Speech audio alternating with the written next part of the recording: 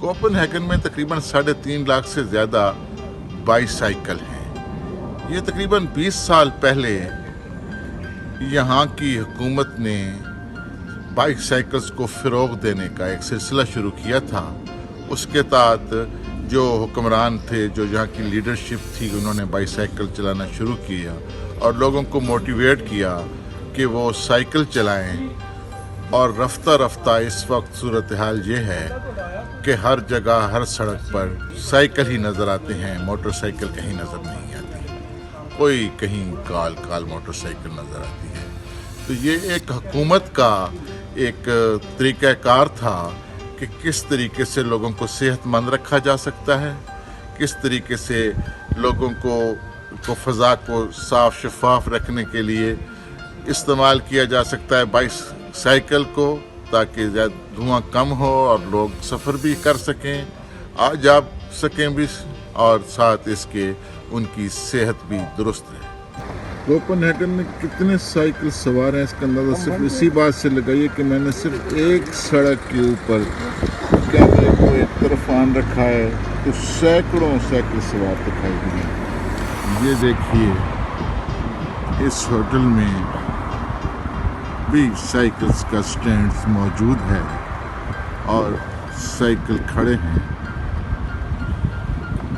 यहाँ साइकिल्स बहुत ज़्यादा इस्तेमाल होती हैं। ये देखिए, एक लड़की साइकिल चलाकर जा रही है। ये देखिए, ये गई।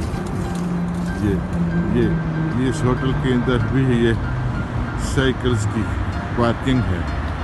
ये एक होटल के बाहर साइकिल स्टैंड है। ये एक रिहायशी होटल है और उसके बाहर ये इतने सारे जो साइकिल खड़े हुए हैं, ये इसलिए हैं कि जो भी ठहरे आकर यहाँ होटल में, वो इन साइकिलों को इस्तेमाल कर सकता है। ये देखिए, ये साइकिल जिसके पीछे ये टोकरी सी लगी हुई है, ये दरअसल बच्चे को बैठाने की टोकरी है। ये साइकिल ज़्यादातर ख़वातीन इस्तेमाल करती हैं यहाँ डेनमार्क में। जनाब मंसूर साहब, आप बाइसिकलों की बात कर रहे थे, तो हॉलैंड के बाद डेनमार्क दूसरा वाहिद यूरोपीय मुल्क है जहाँ बाइसिकल इस्तेमाल करने वालों की तादाद सबसे ज़्यादा है। हर घराने में अगर 5 फर्द हैं तो उनके साइज़ के हिसाब से उनके लिए बाइक मौजूद है, यानी माँ और बाप के लिए अलग अलग और बच्चों के लिए अलग अलग। और दूसरी बात यह है कि डेनमार्क में महकमा अदाद शुमार के हिसाब से आपको ये मालूमात मिल सकती हैं कि इस वक्त कितने बाइसिकल पूरे मुल्क में ज़ेरे इस्तेमाल हैं और कितने बाइसिकल साइकिलों की मुख्तलिफ दुकानों पर काबिल फ़रोख्त हैं।